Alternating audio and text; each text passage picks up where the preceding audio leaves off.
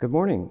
I'd like to thank Dr. Antoniounakis and Dr. Brilakis for the fantastic course and for the invitation to speak. As always, it keeps on getting better year after year. So today I'd like to speak about reverse shoulder arthroplasty. What measurements do you need preoperatively? I have no disclosures relevant to this presentation. So when we're looking at reverse shoulder arthroplasty, the glenoid component is really what we're focused on. In anatomic total shoulder arthroplasty, the component obviously covers the entire glenoid. Therefore, we're looking more at a global inclination. As opposed to the reverse, the glenoid component is preferentially placed on the inferior aspect of the glenoid. So this leads to different considerations in terms of our measurements for glenoid inclination in particular. So for proper glenoid component positioning, we really feel that it's essential to place it on the inferior aspect of the glenoid in order to optimize impingement-free range of motion, improvement of stability, to decrease scapular notching, and also to decrease the risk of glenoid component loosening. Again, this inferior placement is essential, but also we're learning more and more about the importance of inclination of the component. And we feel overall that inclination is probably more important than retroversion, but both inclination and retroversion are important to consider as far as proper placement. Again, to avoid superior inclination is important as it is associated with complications. Authors in the literature have demonstrated an increased risk of instability, such as Tajan and colleagues in 2018, a decrease in the range of motion, Simovich in 2007, increased shearing forces at the implant bone interface, which can lead to component loosening, as well as an increased risk of scapular notching. Again, all associated with superior inclination of the glenoid component. The Favard classification is very helpful to consider in terms of especially the E1 and the E3 Favard can lead to a risk of superior inclination placement of the base plate and the glenoid component. As you can see, if you're looking just at the inferior half of the glenoid for both E1 and E3, if you're placing the component purely perpendicular without any consideration of preferential reaming or augmenting, then you can see how implantation of the component could be placed superiorly, or rather in an inclined position.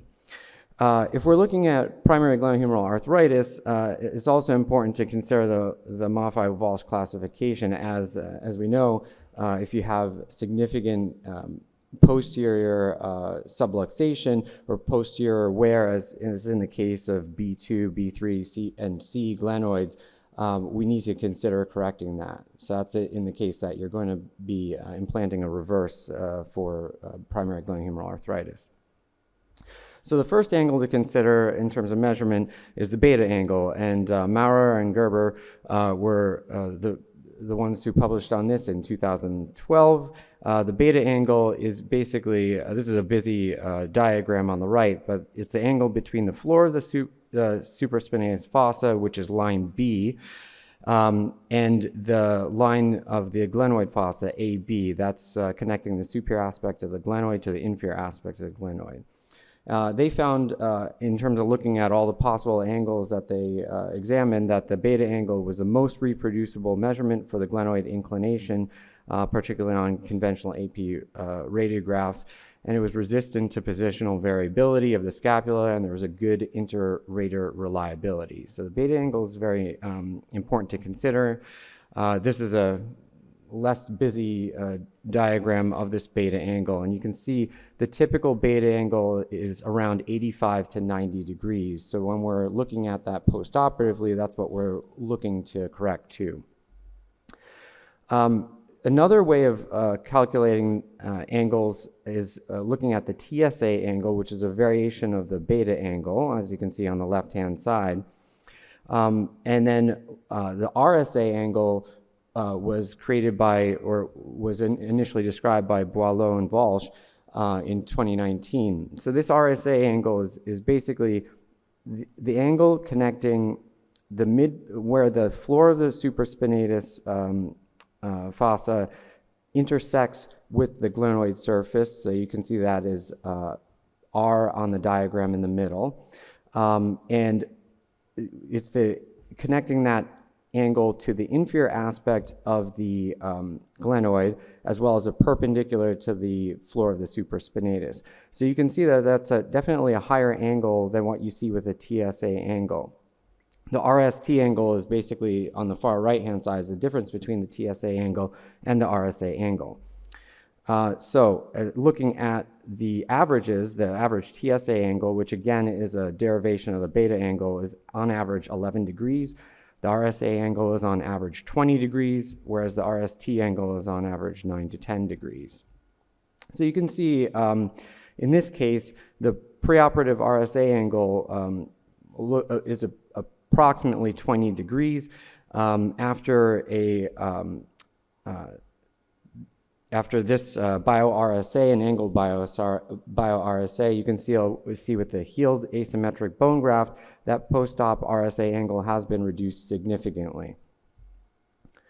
So looking at glenoid component position, this again, according to the TSA or beta angle, you can see that if you're looking purely at this angle, if you just medialize it, on the right-hand side, the glenoid component can be placed very easily in a superiorly tilted position.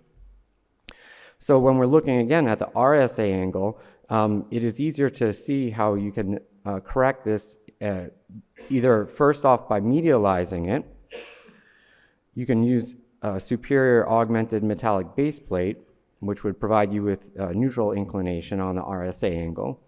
Or you can even use a bio-RSA angle with angled bone graft, which would give you both lateralization and neutral inclination. So these are some ways of correcting that RSA angle to make it more anatomic. Again, before and after picture looking at the RSA angle and glenoid component positioning, you can see on the left-hand side, the RSA angle is calculated to be 30 degrees. On the right-hand side, that's after bio-RSA, where the RSA angle is reduced to 0. There are lots of preoperative planning softwares available. And it's very helpful to use this if you have access to it. Lots of different companies have this access. So on the left-hand side, you can see how with your preoperative CT scan brought into the preoperative planning software, the glenoid retroversion is calculated to be at about 30 degrees. And then in the middle, you can see that the RSA angle has been calculated to be 14 degrees. You can also see the posterior humeral subluxation of 88 degrees on the right-hand side. So all of these are calculated automatically with this preoperative planning software. You can also calculate it yourself, but if you have access to the planning software, certainly it's useful to use. Here you can see an example of a preoperative plan with a posterior augmented glenoid component, or rather base plate for the reverse.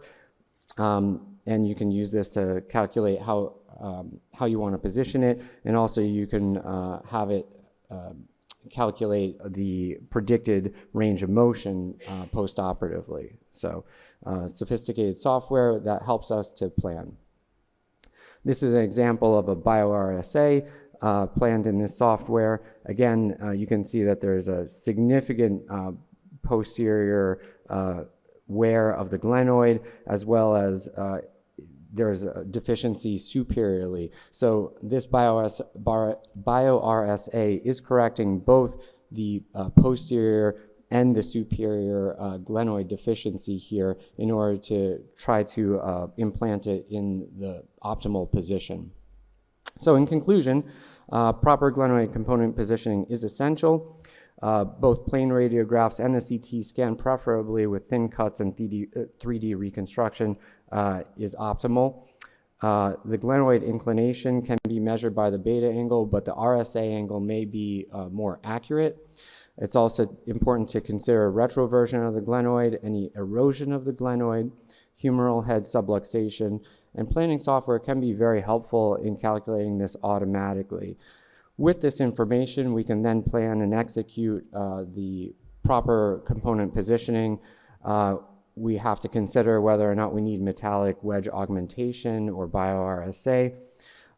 If you have access to, and if you feel like you need assistance to implant the component properly, a patient-specific guide may be available, and you can also calculate this using this preoperative planning software.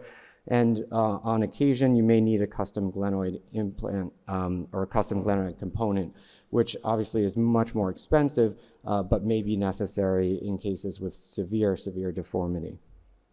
Thank you very much.